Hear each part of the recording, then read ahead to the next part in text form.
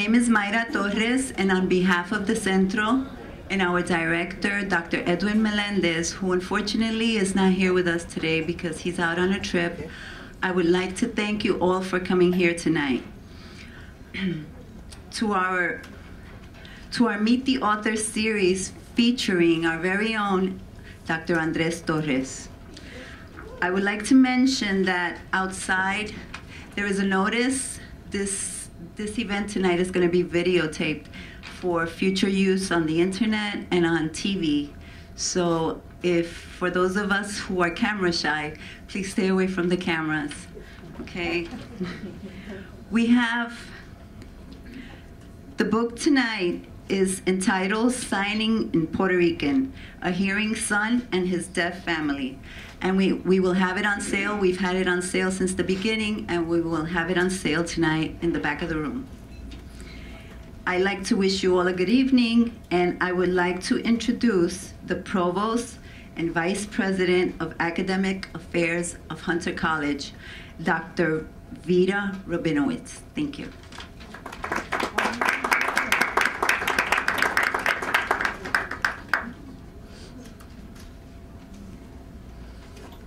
Colleagues and guests, it is a special pleasure to welcome you to Hunter College and to this special event to celebrate the publication of Signing in Puerto Rican, A Hearing Son and His Deaf Family by Andres Torres. Also a great pleasure to host this panel discussion this evening. President Rab, who herself grew up in Washington Heights, not far from where Andres lived, is sorry that she cannot be here tonight, but when I told her more about the book, she is buying it very soon. So Andres, and I will hold her to it. As Provost, I frequently open book parties and panel discussions based on faculty's books. But I have to confess that I don't always read the book. I read this book. Indeed, I couldn't put it down. And I recommend it to everyone in this room with all possible confidence, pride, and fervor. Andy, you have a wonderful story to tell, and you tell it beautifully. You are a born memoirist. You tell a moving tale of what it is like to grow up in a world of silence, in the midst of great love, but also great isolation, of how you found your path from poverty via a remarkable education and with substantial and crucial support from the Catholic Church, and an education that you engineered from childhood remarkably. I mean, in fact, you would be an inspiration to our students as they navigate. You've managed to go to wonderful schools because of your ingenuity, and you did well there because of your talent. We see how you formed your Puerto Rican identity, became an advocate and an activist, all the while bearing the nearly unbearable expectations of your loving parents. And what a loving, if complex, portrait you paint of them, Andres Torres and Bienvenida Ayala, for whom you were the whole world, for better or for worse.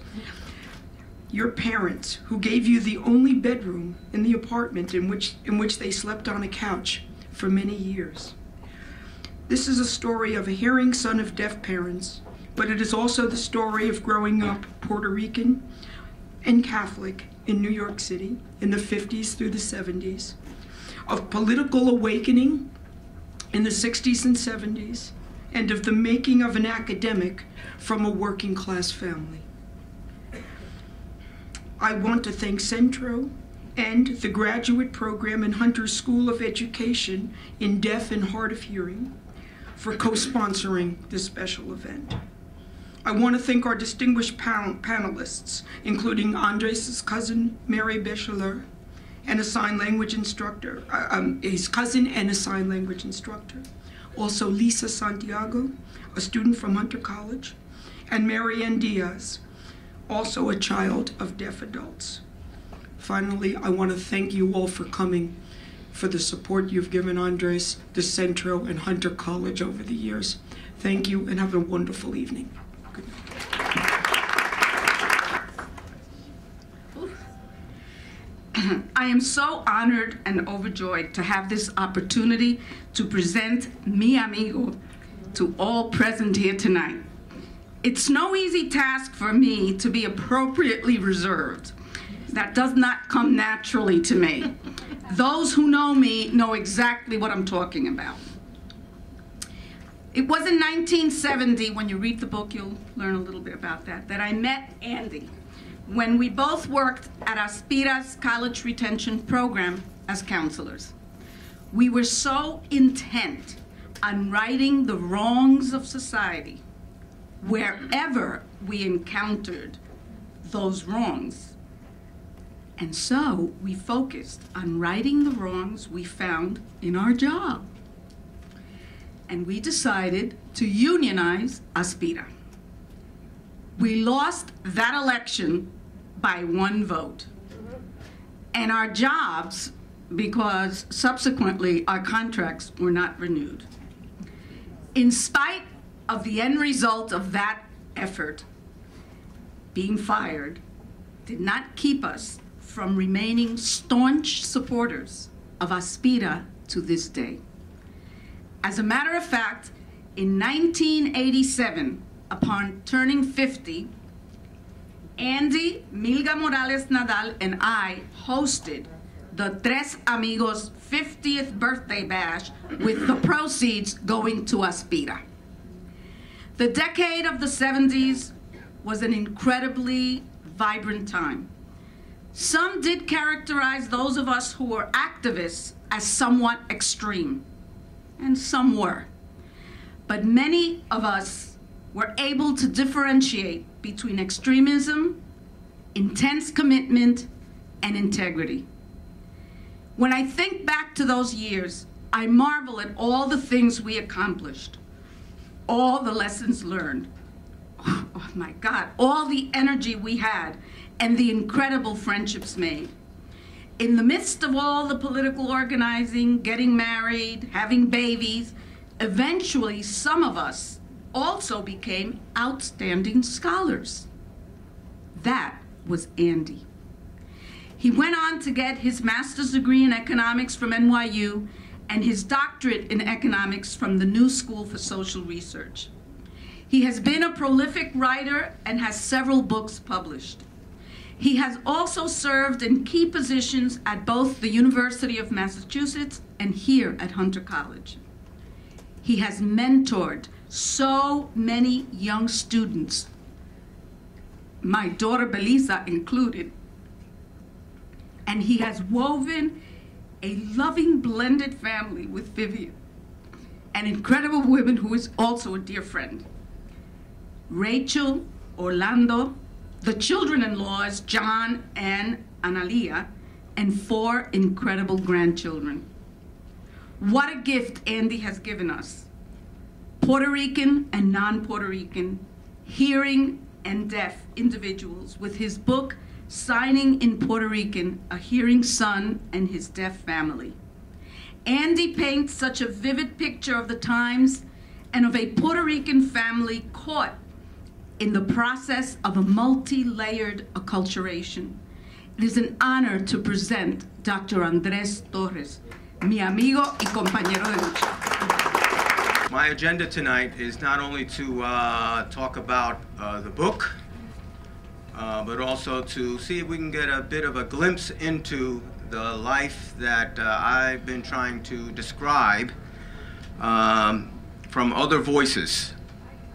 So I've, been able to pull together a wonderful little panel of folks who can open up a window for us tonight about Puerto Rican, Latino, and non-Latino deaf and children of deaf experiences. And before I get to my panel, I want to extend a special thank you to Centro staff. You must understand, folks, that to organize something like this is an immense effort. And without the total support of the Centro staff, behind this, always working behind the scenes, everybody from the media people to the website people to the outreach people and to the coordination of the events themselves. You know, these things just don't happen. And your presence here is a reflection that we did a good job in trying to reach as many people as we could to share in this moment today. So please share with me a round of gratitude and thanks to the Centro staff.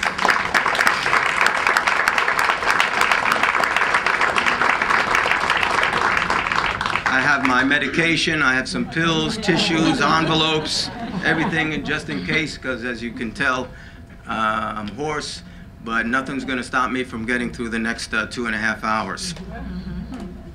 By the way, those of you who noticed there was a sprinkling of, when we made the call for gratitude, that's a new sign, relatively new among the deaf. Back in my parents' time, they would clap just like hearing people would clap.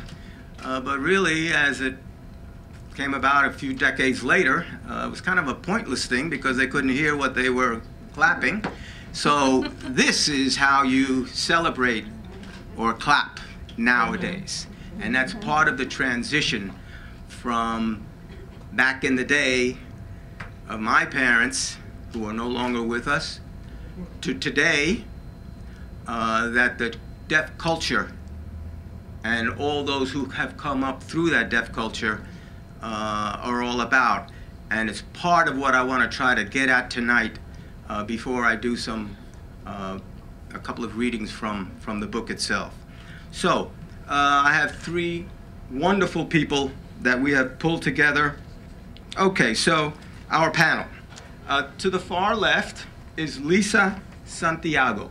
Lisa was born in Manhattan. She grew up in the Bronx. Her parents are hearing. She is currently pursuing her master's in special education at Hunter College. To her right is Marianne Diaz.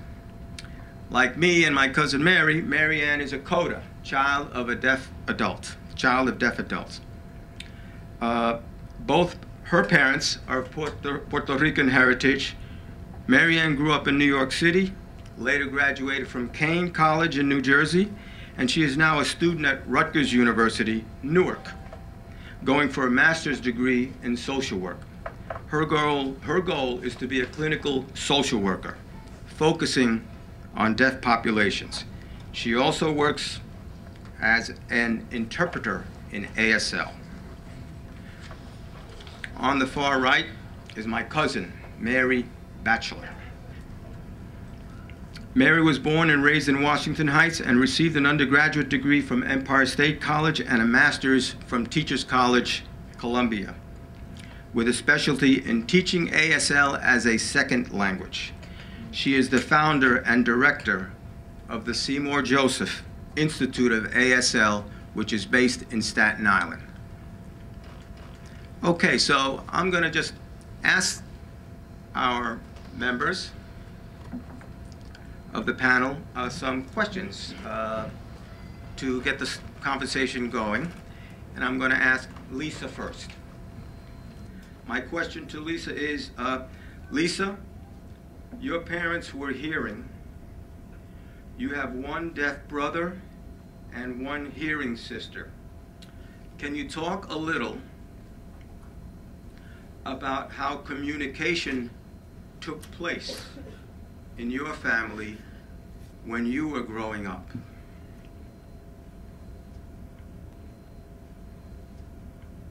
With my brothers, it was just signing, and with my sisters, we voiced, but also with body language, gestures.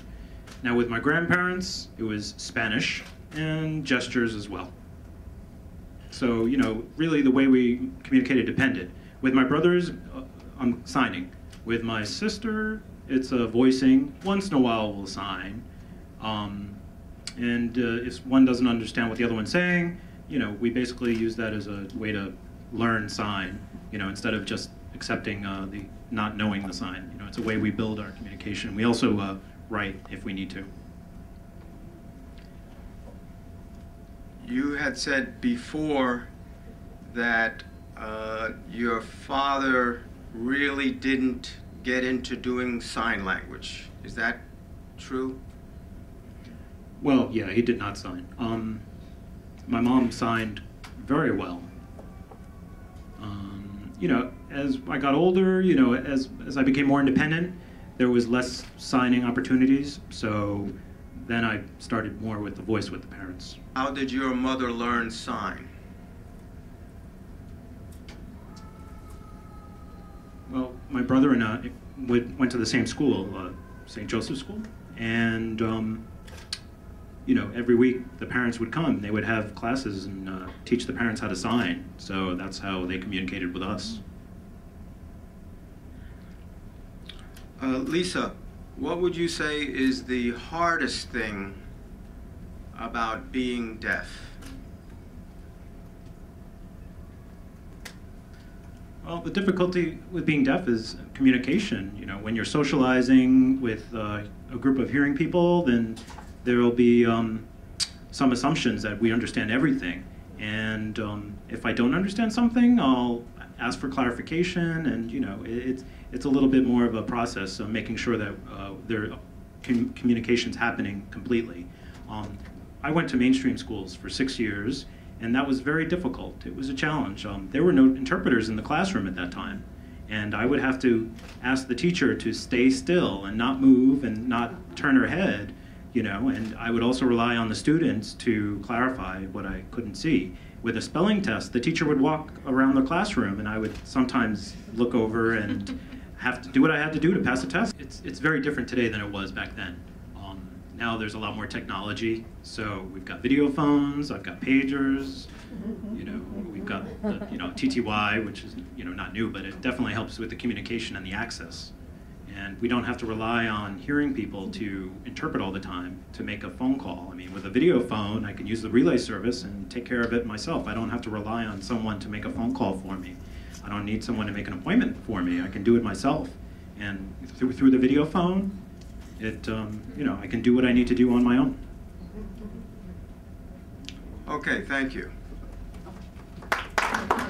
So what I think I will do is, you know, I will ask Mary Ann and then Mary, and then after that, if any of you have some thoughts about what had been said before that, you know, you can share some of that with us. Okay, so Mary Ann. Hello. Hello. I'm going to repeat a question. From your perspective, having grown up with deaf parents and in an extended family where there was other deafness as well, what are your thoughts about the hardest thing that deaf people go through? Speaking for my family, I would say it was definitely being validated and included as a person. I think oftentimes our family and other people outside of our family got very comfortable with the fact that my parents had children who could sign. So they were no longer spoken to. It's like, you know, that's the little deaf one over there. We can speak to her hearing children. And no longer were they included just on many things, on major family decisions that as a child maybe I had no place making that decision for. So feeling validated, I would say, as a parent, as an adult. Oftentimes my parents might discipline us, but because they were deaf, they didn't understand. So other people of the family would intervene. And I saw that to be a huge struggle for them because, of course, we would take advantage of that. You know, we were the hearing kids. So it was like, okay, we're going to play this to our benefit. But looking back on it, definitely the fact of not feeling validated and included as a person. Not just a deaf person, but as a person. Okay. Now, Mary Ann, you also do some work as an interpreter in different situations. You're pulled in not just in informal family situations, but you work in professional capacity as an interpreter. So what are some of the situations that you deal with that you think are particularly unique, let's say, due to the fact that you are an interpreter who is also a coda? I have learned my place as an interpreter. And if there's any codas, as there's two, and I know there's some more here, you know what I'm talking about. There's a very fine line between being an interpreter and being a coda. And when I'm interpreting for my parents, I wouldn't even say I'm interpreting, I'm taking the whole thing over. I'm making this decision, I'm doing this, and I'm telling you why I did it, and we'll talk about it when we get home. As an interpreter, I can't do that. I have to be able to just be their voice, relay the message, and make sure that they've understood what's being said to them. And even as crazy as it might be, I really have to find that boundary so that, you know, once again, I'm not being the one who is isolating this deaf person and making decisions for them, but being that voice to allow them to make those decisions as well. So that's a very fine line that I've had to learn as an interpreter, being a coda. Thank you. Okay, so pass over now to Mary. And again, we'll, after this round robin, further thoughts that folks might have. And then what's going to happen is I'm going to do some readings. And then after all of that, we've come at you with all this stuff, reactions, comments, questions from the audience, and we'll have time for all of that. And we very much welcome that kind of back and forth from both the deaf and the hearing. Okay, my dear cousin Mary, you do quite a bit of training and consultant work in Puerto Rico, actually, and you've gone actually to, have you gone to Mexico? No. Other Latin American countries? No. No, okay. But you've been to Spain? Yes. Yeah. So you've been to Puerto Rico, so I thought I would draw on her experience to update us with what's happening in Puerto Rico in the world of the deaf. Because in the time of my parents, of our parents, before World War II, when they were young, there was no public education for the deaf. So a lot of deaf people spent their whole lives in isolation and out there treated in all kinds of crazy ways. What can you tell us about the situation of the deaf in Puerto Rico more contemporaneously, more recently, regarding their access to education, you know, the signs that they use, and any other things that come to your mind? I have been working with training interpreters in Puerto Rico for about 25, maybe 27 years.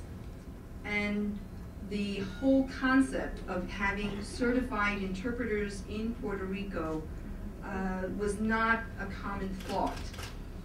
The rationale behind that is because the main body who certifies interpreters in the United States did not devise the testing for the certification in Spanish, so that the Puerto Ricans who are attempting to become certified could take the test.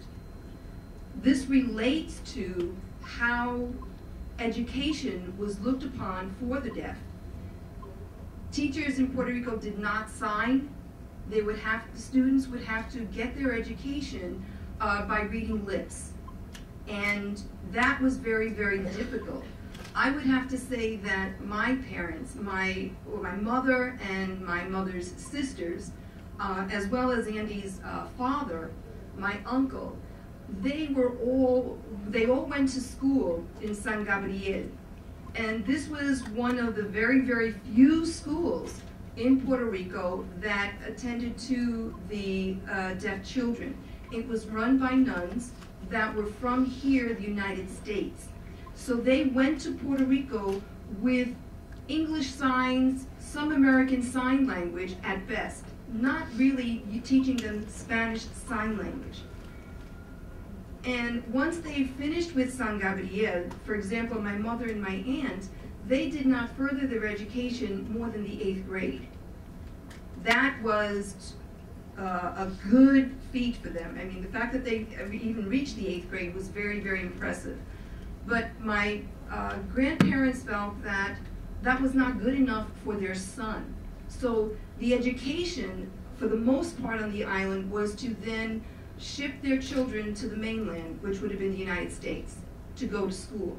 They would either go to a family, let's say if it was here in New York, and then send them to one of the schools that catered to the deaf children. And that's how they became educated, and for the most part would stay here. Today, if we were to look at the way people are thinking about educating interpreters, has been a huge jump or a leap, because now they are very serious about what they do. We have people there who do teach Spanish Sign Language. I don't know if anyone is familiar with Aida Luz Matos, but she herself created a dictionary. Aida Luz Matos was one of my uncle's favorite interpreter.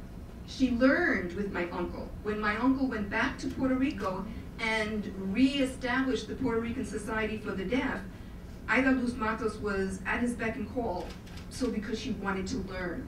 And so that's the relationship I had with the vocational rehabilitation in Puerto Rico because of the family networking, which is no surprise in the deaf community because we are very, very tightly knit. We come here today and, oh, I remember you, and I knew you when you were such a little girl. You know, who was a flower girl to somebody's mother's, wedding, and that's how it goes in the deaf community. But because of that, Puerto Ricans now, deaf adults, do not necessarily have to come to the States for their education. They can attend any of the colleges, the Interamericana, the college in Rio Piedras, all of the different colleges that are in Puerto Rico today, they can now go and have interpreters. And the one issue that is a dilemma still, that they're still kind of working with, is most of the students who are Puerto Ricans know now American Sign Language, but with different dialect in the signing that are different from here. I do a lot of phone calls with people in Puerto Rico who use the video phone, as Lisa was saying, and so I deal with this on an everyday basis, and their signs are different for many things. For example, we sign bus, we usually just do, like a BS, like not BS as we would know it, but BS as far as the way we would sign it. And that's how we sign to get onto the transportation mode. In Puerto Rico, their word is guagua, and the way that they sign it is this, which has absolutely nothing to do with the transportation itself, other than when they go to stop, they have to pull on the string, the cord, to let the bus driver know that we are getting off. So from that, we get guagua, bus. Here we sign, for example, that we are in well, let me backtrack. When we do this here in the United States, it means that we are quoting something. So when it first came up, I'm watching, and what are we quoting? And then I had to kind of continue with the context to figure out, oh, this is what it is. Okay, so this was what, 27 years ago in communicating. Another sign, for example, that we sign here is if I were to take just one strand of hair and pull it, as if I was pulling it. Well, for us in America, or in the United States, when we do that, it's like, wow, you just barely made it in the nick of time. That's what we would quote that sign. Wow, and again, facial expression. But wow, in Puerto Rico, when we do that, it means sin vergüenza. There's a shame. Sin vergüenza. And you just look, and I said, okay, nick of time, being ashamed, nah, couldn't get it again. Context. So, but you have the deaf people in Puerto Rico have such a rich language, and they are so well enabled. And I think that's one of the things that I would have to say with the education now for the deaf. They are empowered. And to me, I think if I were to go back to the question that was asked to Mary Ann, what would have been the one thing? I would have to say the ability that the ability they have to be empowered, and that they know what to do with that empowerment and go for it. To me, that has been the biggest transformation in Puerto Rico as well as here.